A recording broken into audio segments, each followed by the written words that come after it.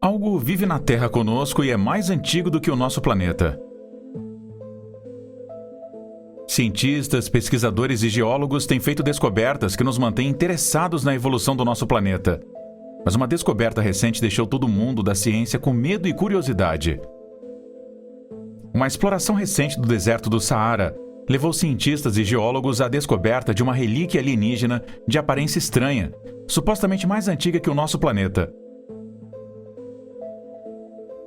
Como essa relíquia alienígena chegou ao nosso planeta e que poderes ela possui?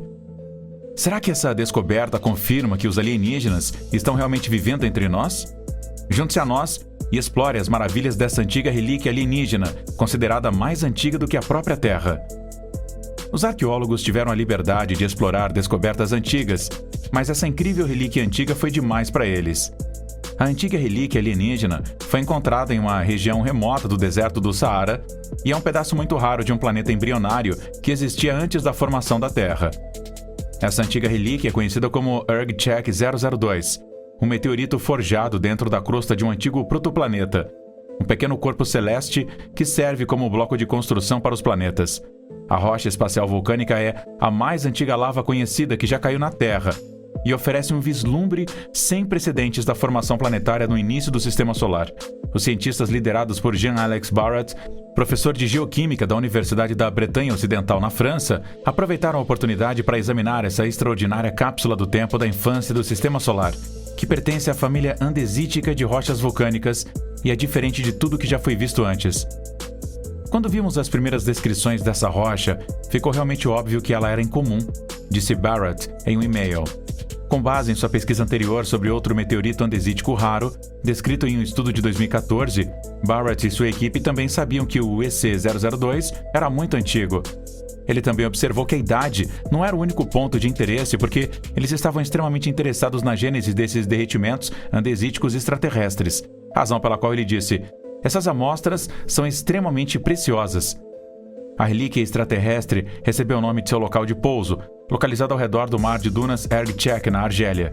O EC002 é composto por vários meteoritos que pesam cerca de 70 libras no total. As pedras, que também têm cristais de aparência incrível, sofreram alguns danos devido à erosão terrestre. Com base nisso, parece que as rochas extraterrestres sugerem que elas caíram no deserto muito antes disso. Barrett confirmou isso em uma declaração, na qual ele disse que o meteorito não havia caído recentemente na Terra, embora parecesse um pouco desgastado. Esse ponto foi comprovado com base no estudo do meteorito Tahawin, que mostra o desgaste terrestre que é rápido mesmo no Saara. Depois de obter amostras do meteorito, Barrett e sua equipe conseguiram descobrir quando esse pedaço da crosta do protoplaneta, que derreteu parcialmente como lava, cristalizou-se em uma forma sólida. Quando a equipe estudou a rocha, os níveis de isótopos de magnésio e alumínio mostraram que essa relíquia antiga data mais de 4 bilhões de anos atrás. Essa análise faz dela a mais antiga peça conhecida de uma crosta ígnea, já encontrada na Terra. Para você ter uma ideia melhor, o próximo meteorito ígneo mais antigo, chamado NWA 11119, é cerca de 1,24 milhão de anos mais novo que o EC002. A própria Terra se formou vários milhões de anos após a formação dessas rochas. Além de sua idade incomparável, o EC002 também é conhecido por suas propriedades estranhas. O meteorito tem 58% de dióxido de silício, um sinal revelador de que seu antigo corpo-mãe tinha uma crosta feita de rocha de andesito, que é claramente diferente do basalto, um material ígneo mais regular que é encontrado regularmente em áreas vulcânicas ativas. Barrett e seus colegas também observaram que essas crostas andesíticas provavelmente estavam presentes em asteroides e protoplanetas quando o Sistema Solar acabou de se formar, mas que elas se tornaram muito escassas depois disso. Os protoplanetas antigos foram infundidos em corpos maiores, como a Terra, ou foram despedaçados por colisões com outras rochas durante o período propenso a colisões do nosso Sistema Solar. O EC002 é claramente único em relação a todos os grupos de asteroides, e nenhum objeto com características espectrais semelhantes ao EC002 foi descoberto até hoje, disse a equipe após a análise. Eles também acrescentaram que os restos de crostas primordiais são não apenas raros nos registros de meteoritos, mas também são raros hoje no cinturão de asteroides. Pesquisadores comentaram ainda que isso implica que os primeiros protoplanetas diferenciados que dominaram o Sistema Solar, bem como a maioria de seus detritos, foram definitivamente destruídos ou subsequentemente acrescidos aos planetas rochosos em crescimento, tornando a descoberta de meteoritos formados a partir de crostas primordiais uma ocorrência excepcional. A equipe estima que o EC-002 tenha sido ejetado de seu corpo parental por um desses encontros apenas algumas décadas depois que a crosta do protoplaneta esfriou e se cristalizou, mostrando novas informações sobre os embriões de planetas em crescimento durante o período anterior à formação da Terra. Barrett diz que ele e seus colegas, bem como outras equipes, estão se esforçando para confirmar a idade do EC-002 com outros estudos isotópicos. Os cientistas também querem estudar os cristais no interior da rocha, que são mais antigos do que o material vulcânico ao seu redor. Se conhecermos as composições dos magmas produzidos durante a atividade magmática inicial de um protoplaneta, concluiu ele, poderemos deduzir muitas coisas sobre a formação de sua crosta. O Martelo de Londres. Se você está chocado com a idade do EC-002, espere até ouvir sobre o Martelo de Londres. Em junho de 1936 ou 1934, de acordo com algumas declarações, um casal, Max Hahn e sua esposa Emma, estavam em uma caminhada quando encontraram uma rocha com madeira saindo de seu núcleo. Curiosos sobre o que poderia ser aquilo, eles levaram a esquisitice para casa e acabaram abrindo-a com um cinzel e um martelo.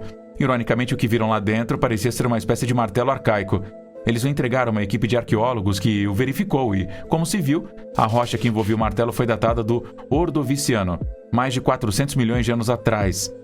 No entanto, há algumas dúvidas com relação a essa datação, mas aqui está o ponto alto. De acordo com as medições iniciais, o martelo em si acabou tendo mais de 500 milhões de anos. Aparentemente ele é tão antigo que uma seção do cabo começou a se transformar em carvão. Os criacionistas, é claro, não perderam tempo com isso, então Carl Baugh se agarrou ao martelo nos anos 80, chegando a usá-lo como base de especulação sobre como a qualidade atmosférica da Terra pré-diluviana poderia ter incentivado o crescimento de gigantes.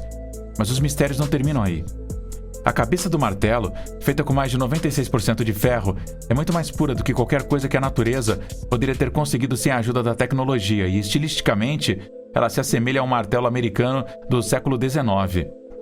A única explicação proposta é que os minerais altamente solúveis no calcário antigo podem ter formado uma concreção em torno do objeto, fazendo com que pareça ser tão antigo quanto os próprios minerais, mas isso não foi confirmado. Há um fenômeno chamado poço petrificante que pode criar algo assim. Isso foi observado em outras estruturas. O problema é que, de fato, a datação por radiocarbono ainda não foi realizada para o martelo em si, o que traz um ponto de interrogação significativo para a data do martelo. O martelo agora é uma exposição no chamado Creation Evidence Museum, Museu de Evidências da Criação, o que também é um tanto infeliz, pois os curadores, infelizmente, não permitem nenhum teste científico adicional no Martelo de Londres. Portanto, estamos presos a informações incompletas. Crânio de Starchild. O crânio de Starchild é um crânio anormal semelhante a um humano que foi encontrado no México. A sua origem e natureza ainda estão sendo debatidas por cientistas e entusiastas do paranormal. O crânio de Starchild chegou às mãos de Lloyd Pye, um escritor e palestrante no campo do conhecimento alternativo, em fevereiro de 1999. De acordo com Pye, o crânio foi encontrado por volta de 1930 em um túnel de mina, a cerca de 200 quilômetros a sudoeste da cidade mexicana de Chihuahua, enterrado ao lado de um esqueleto humano normal que estava exposto e deitado em decúbito dorsal na superfície do túnel. O crânio é anormal em vários aspectos. Um dentista determinou que se tratava de um crânio de criança, devido ao impacto de dentes não irrompidos na maxila superior, direita, associada encontrada com o crânio. Entretanto, o volume do interior do crânio de uma criança é de 1.600 centímetros cúbicos, ou seja, 200 centímetros cúbicos maior do que o cérebro de um adulto médio e 400 centímetros cúbicos maior do que o de um adulto do mesmo tamanho aproximado. As órbitas são ovais e rasas, com o canal do nervo óptico situado na parte inferior da órbita e não na parte posterior. Não há seios frontais. A parte posterior do crânio é achatada, mas não por meios artificiais. O crânio é composto de hidroxiapatita de cálcio, um material normal do osso de mamíferos, mas há uma sobrecarga de colágeno nele, muito mais do que o normal para o osso humano. A datação por carbono 14 foi realizada 2 vezes. A primeira no crânio humano normal na Universidade da Califórnia em Riverside, em 1999, e no crânio de Starchild, em 2004, no Beth Analytic, em Miami, o maior laboratório de datação por radiocarbono do mundo. Ambos os testes independentes deram um resultado de 900 anos e mais ou menos 40 anos desde a morte. O teste de DNA realizado pela Trace Genetics em 2003 recuperou o DNA mitocondrial e determinou que a criança tinha uma mãe humana, embora não fosse a criança do crânio encontrado com ela. As pedras Dropa. Outra relíquia estranha e alienígena foi descoberta em 1938, quando uma expedição conduziu o arqueólogo Dr. Chi-Pu Tei a Bayan-Kara-Ula, na China. Essa área tinha cavernas próximas que guardavam vestígios da antiga cultura que as ocupava. Enterradas sob grossas camadas de poeira, centenas de discos de pedra estavam espalhados pelo interior da caverna. Inicialmente não parecia haver nada de espetacular, mas os discos se mostraram assustadoramente semelhantes a discos fonográficos. 9 polegadas de diâmetro, um círculo cortado no centro e um óbvio sulco em espiral. Acredita-se que eles tenham mais de 10 mil anos de idade, mas a espiral, ao que parece, é composta de pequenos hieróglifos. Quando estudados e traduzidos, foi revelado que os discos contam a incrível história de naves espaciais que caíram nas montanhas, pilotadas por pessoas que se autodenominavam Dropa. Pelo menos foi isso que Tzu Nui, o pesquisador chinês responsável pelas pedras Dropa, concluiu.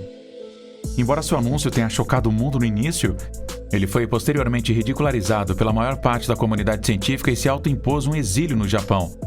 Pesquisadores russos solicitaram os discos para estudo e a China chegou a enviar alguns para Moscou. Na famosa revista soviética Sputnik, o Dr. Vyacheslav Saizev explica que um experimento em que os discos foram supostamente colocados em um toca-discos especial, no qual se mostrou que eles zumbiam ou vibravam em um ritmo estranho, como se uma carga elétrica estivesse passando por eles. No entanto, a pesquisa não teve continuidade, ou pelo menos não foi divulgada. Mas aqui está o problema. Hoje em dia, nenhuma dessas pedras está exposta em qualquer museu do mundo, e toda a pesquisa foi envolta no segredo da Guerra Fria. Para ser franco, nem sabemos se as pedras existem, até mesmo Sun Nui, o pesquisador chinês que analisou as pedras inicialmente, está envolto em mistério. Não há praticamente nenhuma referência a ele fora da China. O mistério se aprofunda ainda mais quando Ernst Wegerer, um engenheiro austríaco, afirma ter visto 2 das pedras de Dropa e tirado foto delas, mas em 1994 as pedras e o gerente que permitiu a entrada de Wegerer desapareceram. O artefato Kozel. O artefato Kozel é uma vela de ignição encontrada alojada em um pedaço de argila ou rocha dura e foi descoberta em 13 de fevereiro de 1961 por Mike Maxwell Wallace, Lane Virginia Maxey, enquanto eles procuravam geodos em Olancha, na Califórnia. Após a coleta, Maxwell destruiu uma lâmina de diamante cortando a rocha que continha o artefato e descobriu o item. Virginia Maxey, uma das pessoas que o descobriu, especulou em diferentes momentos que esse artefato tinha 100 ou 500 mil anos de idade, conforme observado por Stromberg e Heinrich. No entanto, a Sra. Maxey não forneceu nenhuma informação detalhada ou citação verificável sobre a técnica de datação ou sobre as evidências usadas no cálculo de qualquer uma das datas. A origem do artefato tem sido motivo de muita especulação. Outras sugestões incluem uma antiga civilização avançada como a Atlântida ou visitantes extraterrestres pré-históricos da Terra. Também se pensou em viajantes do tempo humanos do futuro que deixaram ou perderam o artefato durante uma visita ao passado. Talvez um dia venhamos a conhecer a história por trás do artefato de Kozel. Cunha de alumínio de Aiud. A cunha de alumínio de Aiud, também conhecida como objeto de Aiud, é um objeto em forma de cunha que foi descoberto na Romênia, às margens do rio Mureș, em 1974. De acordo com um artigo escrito por Boxer Lozef, um colaborador de revistas paranormais húngaras, o objeto foi encontrado sob 35 pés de areia e também foi encontrado com 2 ossos de mastodonte. Entretanto, há alguns detalhes não verificados, pois o artigo de Boxer afirma que foi encontrado em 1973. Por 3 motivos, alguns afirmam que a cunha é a prova de que alienígenas visitaram a Terra no passado. Um engenheiro aeronáutico não identificado diz que ela se assemelhava ao pé do trem de pouso, não muito diferente dos atuais veículos espaciais da época, só que menor. Isso foi corroborado por Florin Gheorghita, um conhecido ufólogo da Romênia. O fato de ter sido encontrado na mesma camada que os ossos de mastodonte, e supondo que tenha sido encontrado no contexto original, faria com que tivesse pelo menos 11 mil anos de idade. A terceira razão pela qual as pessoas acreditavam que se tratava de uma nave alienígena era o fato de que o alumínio só foi descoberto em 1808 e só pôde ser produzido em massa em 1885. Portanto, se parecer com um trem de pouso ter sido encontrado com ossos de mastodonte e o óxido ter sido datado de pelo menos 300 anos antes do alumínio na Terra, era de uma nave espacial alienígena. A maioria dos cientistas acredita que a cunha foi feita aqui na Terra e seu propósito ainda não foi identificado. Não há muitas informações sobre esse assunto. A falta de dados pode ser explicada pelas restrições impostas à arqueologia e à história pelo governo comunista da época. O alumínio requer 1000 graus de calor para ser produzido, e isso faz com que ele continue sendo um mistério, e até hoje não muito bem resolvido. O mecanismo de Anticítera. O nível de habilidade do antigo computador agora abrigado no Museu Arqueológico Nacional de Atenas é simplesmente impressionante quando você leva em conta a sua idade. O mecanismo de Anticítera foi rotulado como o primeiro computador mecânico. Encontrado em um navio naufragado na ilha grega de Anticítera, enterrado sob 45 metros de água, foi projetado para calcular posições astronômicas. Consiste em uma caixa com mostradores na parte externa e um conjunto muito complexo de rodas de engrenagem montadas em seu interior. É tão complexo quanto um relógio de primeira linha do século XVIII, embora tenha 2100 anos de idade. O nível de sofisticação utilizado pelo dispositivo forçou os cientistas a aceitarem que suas percepções de engenharia grega antiga podem estar erradas. Nada semelhante a esse relógio existe ou é mencionado em quaisquer escritos conhecidos do período de sua criação. Com base no conhecimento que temos, esse mecanismo nem deveria existir. De acordo com o professor Michael Edmonds, da Universidade de Cardiff, que liderou a equipe que estudou o mecanismo, esse dispositivo é simplesmente extraordinário, o único de seu tipo. O design é lindo, a astronomia é exatamente correta, a maneira como a mecânica foi projetada faz você ficar de queixo caído. Quem quer que tenha feito isso, o fez com extremo cuidado. Ele acrescentou, em termos de valor histórico e de escassez, tenho que considerar esse mecanismo mais valioso do que a Mona Lisa. A julgar pela sua incrível complexidade, parece justo supor que o Anticítera tenha outros predecessores, e talvez até versões mais avançadas, mas nenhum deles foi encontrado, o que torna ainda mais impressionante. A complexidade e o acabamento não aparecem novamente na Europa, até o desenvolvimento dos relógios astronômicos mecânicos do século XIV. Então, como os gregos antigos, sem praticamente nenhuma tecnologia disponível, conseguiram construir uma calculadora tão complexa. Tubos de Baigong. Os Baigong Pipes são uma série de características semelhantes a tubos encontradas no Monte Baigong e nas proximidades, cerca de 40 quilômetros a sudeste da cidade de Delinga, na prefeitura autônoma mongol e tibetana de Haishi, província de Qinghai, na China. Os tubos de Baigong estão associados a uma pirâmide de cerca de 50 a 60 metros, 160 a 200 pés de altura, construída no Monte Baigong. A frente da pirâmide contém 3 cavernas. As bocas das 2 cavernas menores desmoronaram. Somente a maior caverna, que tem 6 metros de altura, pode ser acessada. 2 tubos Baigong foram registrados na maior caverna. Um deles é descrito como tendo 40 centímetros de diâmetro e preservado como um meio cano marrom avermelhado. Na mesma caverna também foi encontrada outra característica semelhante a um tubo de diâmetro similar. Dezenas de elementos semelhantes a tubos verticais, com cerca de 10 a 40 centímetros de diâmetro, também foram encontrados saindo do Monte Baigong, acima da maior caverna, deixando todos ao redor impressionados com essa incrível descoberta. Bateria de Bagdá. A bateria de Bagdá foi descoberta na aldeia de Kuyut Haboa, perto de Bagdá, no Iraque, em 1936. Esses artefatos chamaram mais atenção em 1938, quando Wilhelm König, o diretor alemão do Museu Nacional do Iraque, encontrou os objetos nas coleções do museu e, em 1940, depois de retornar a Berlim por motivos de doença, publicou um artigo especulando que poderiam ser células galvânicas, talvez usadas para galvanizar ouro em objetos de prata. Os artefatos consistem em potes de terracota de aproximadamente 5 polegadas de altura, com uma boca de 1,5 polegadas, contendo um cilindro de cobre feito de uma folha de cobre enrolada que abriga uma única haste de ferro. Na parte superior, a haste de ferro é isolada do cobre por tampões ou rolhas de asfalto, e tanto a haste quanto o cilindro se encaixam perfeitamente na abertura do frasco, que se projeta para fora em direção à forma de ampulheta reversa do meio. No 29º episódio de Mythbusters, que foi ao ar em 23 de março de 2005, o mito da bateria de Bagdá foi posto à prova. 10 postes de terracota feitos à mão foram instalados para funcionar como baterias.